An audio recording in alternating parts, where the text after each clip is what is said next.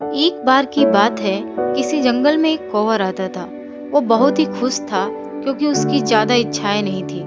वो अपनी जिंदगी से संतुष्ट था। लेकिन एक बार उसने जंगल में किसी हंस को देख लिया और उसे देखते ही सोचने लगा कि ये प्राणी कितना सुंदर है। ऐसा प्राणी तो मैंने पहले कभी नहीं देखा।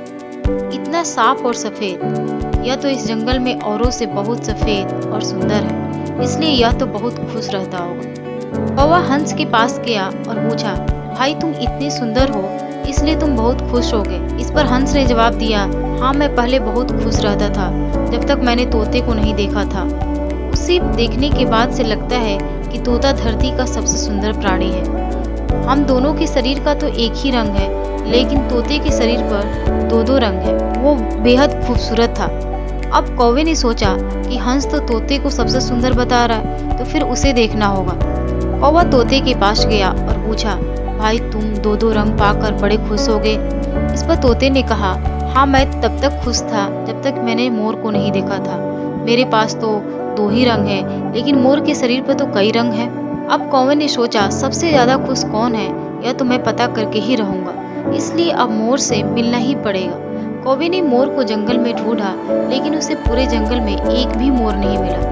और मोर को ढूंढते ढूंढते वो चिड़ियाघर में पहुंच गया तो देखा मोर को देखने बहुत से लोग आए हुए हैं और उसके आसपास अच्छी खासी भीड़ है। सब लोगों के जाने के बाद कौवे ने मोर से पूछा, भाई तुम दुनिया के सबसे सुंदर जीव हो और रंग बिरंगे हो।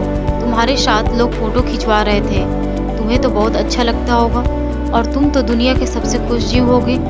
इस पर मोर ने दुखी होते हुए कहा, भाई अगर सुंदर हूँ तो भी क्या फर्क पड़ता है, मुझे लोग इस चिड़ियाघर में कैद करके रखते हैं, लेकिन तुम्हें तो कोई चिड़ियाघर में कैद करके नहीं रखता और तुम जहाँ चाहो अपनी मर्जी से घूम फिर सकते हो। इसलिए दुनिया के सबसे संतुष्ट और खुश जीव तो तुम्हें होना चाहिए, क्योंकि तुम आज़ाद रहते हो। कौवा हैरान रह गया क्योंकि उसके जीवन की अहमियत कोई दूसरा बता गया।